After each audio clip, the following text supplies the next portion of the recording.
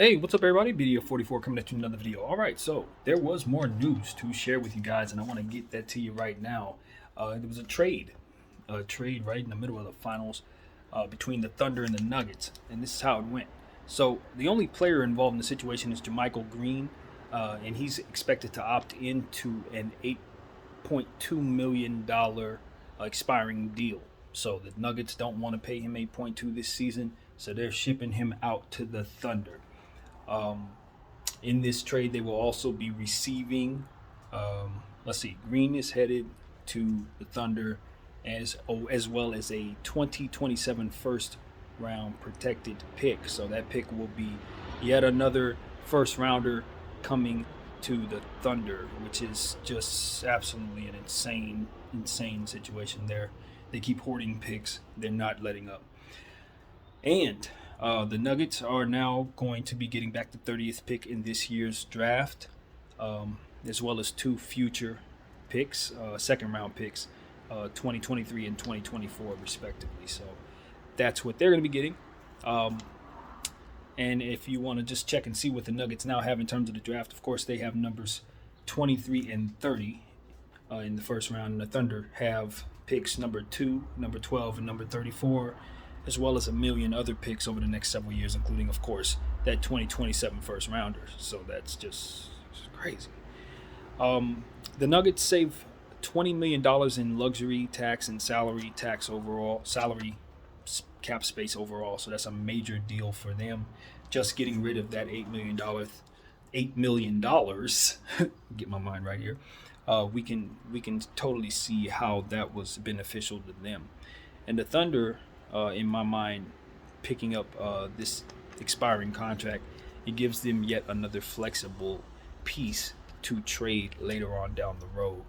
I think the idea is, and this is just my little way of looking at it, I think the idea is to bring in a player contract that you can then trade that can replace the idea of having to give up a pick in a trade. For example, if I'm getting into a trade with, say, the LA Lakers, and I say, okay, I want to take back, I don't know, Austin Reeves or something like that, and they say, no, I'm not giving you Austin Reeves unless you give me 2 second round picks. I'm going to say, hell no, I'm not giving you 2 second round picks, but I do have this expiring $8.2 million dollar contract for Green. Green is a piece that you can use, let it expire, and have $8 million at the end of the season to use on somebody else for the following year. So, that's the type of thing they can do to keep from having to throw picks into these deals that they're all ultimately going to want to be in, give them an attractive contract that they can swap to be more flexible in trades that will be taking place probably very soon. So I see the Thunder doing something here. They're doing something. You don't pick up an expiring contract for a player that can be a role player for no apparent reason. Now, they do have the cap space to toy around, and if they do see him as a piece that can kind of give them some win now attitude for a team that they don't expect to really be overly talented, but definitely on the rise, then, I can totally see him slipping in as a nice big for them for 1 year. I don't see a problem with that. And maybe even earn his way for another contract with the team. I don't see why this couldn't actually work out for JaMychal Green with the Thunder. But I think at the end of the day, it's really about having him as a piece to be able to trade, and in my mind, be able to keep picks in your pocket. So that's one way of looking at it. Like I said, they have nothing but cap space and picks, so they can just do stuff. And I think that's what the Thunder's doing. So, look for them to make more moves. I wouldn't rule the Thunder out. I'm just going to say this, and I don't know which direction they want to go in. But when you start thinking about some of these big-time stars that could go different places, Bradley Beal, James Harden, Zach LaVine, I think they're in a position to make a move if they want to. You know what I mean? I think that's the best way I can describe the thought.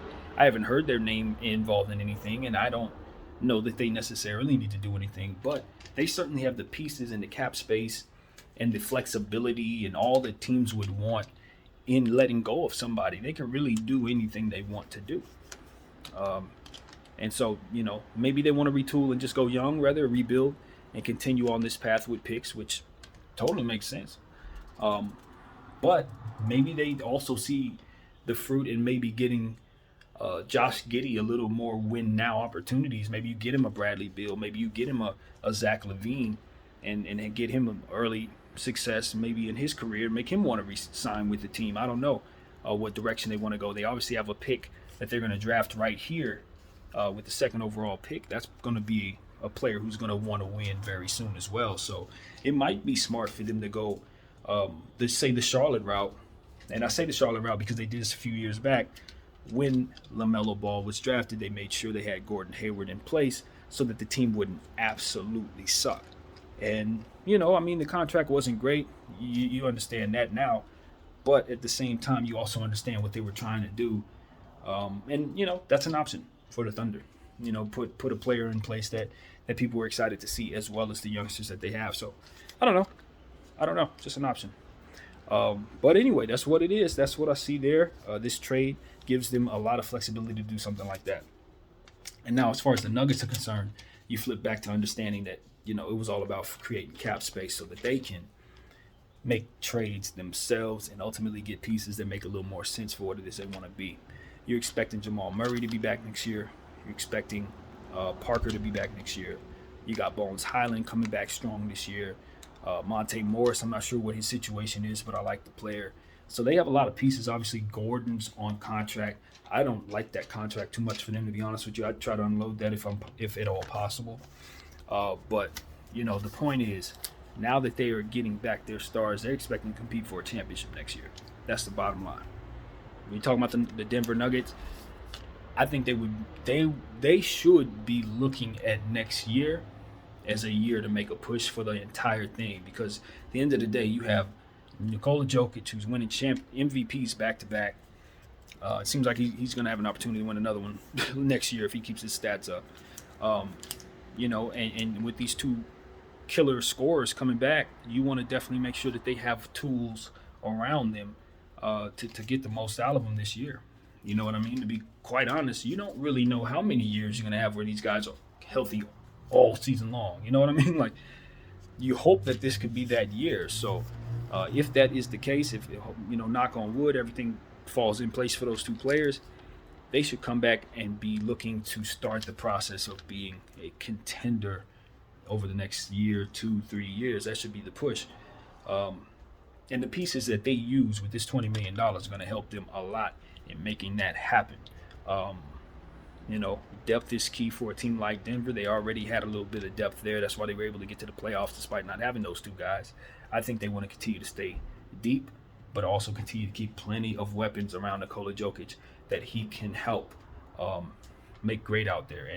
And offensive pieces, when we talk about Zach LaVines and these Bradley Beals, I would love to be on the team with Nikola Jokic if I'm one of those people. I'm telling you, it's a lot of different places they can go. But trust me, there are a lot of worse people to get passes from when you're an offensive scoring talent like one of those guys. If I'm one of those guys, I'm not ruling out my future being with the Denver Nuggets, especially when you consider what they're trying to do to free up cap space. So I know it's going to be very tough for them to do that with the contracts that they have on tab. But like I said, if they can somehow get Gordon out of there, they've already freed up that 20. That's a lot of money right there that they can throw at somebody. A lot of the players that they have their bird rights, so that should be able to make them a deeper team than, say, the Lakers would be with 3 max contracts. So Denver's in a very advantageous position, and that's why I think they are freeing up $20 million. I wouldn't be surprised if they make a move for Bradley Beal or one of those guys. Like I said, they should. In fact, they better.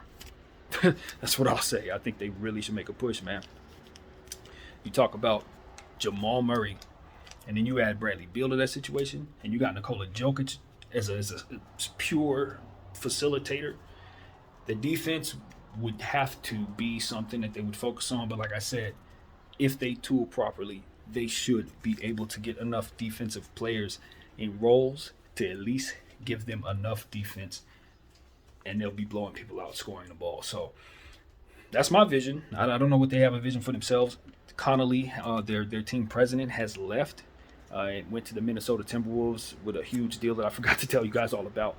But all in all, I congratulate him on that, of course, and now congratulate the Nuggets on this particular move, as it looks like a very good one as their first post Connolly move. So that's pretty much what I got to say, man. I've heard some people. I read a column on this trade, and they didn't seem to understand what the Thunder were doing, but they felt the Nuggets did a good job, freeing up that cap space. Me personally, I'm not mad at the Thunder because I think they can do stuff like this. You're in a when you have the flexibility in the cap positioning that the Thunder have done, and you've ported as many picks as the Thunders have, there's really nothing you cannot try or do. And that's what I want people to understand. If the Thunder decide for any reason that they want to build a super team, they literally can. They literally can. Hey, Dame Lillard, Bradley Beal, LeBron James, y'all want to come to Oklahoma? We can put y'all all together and help y'all get what y'all need. Like, they have the flexibility to actually do it. That's the scary part about it. I don't think they want to go that route. I don't think so. In fact, I wouldn't advise them to. But the point is, they could, if they so choose. So, that's where Sam Presti is as far as I can tell. My name is BDF44. I thank you all for watching. I'm out.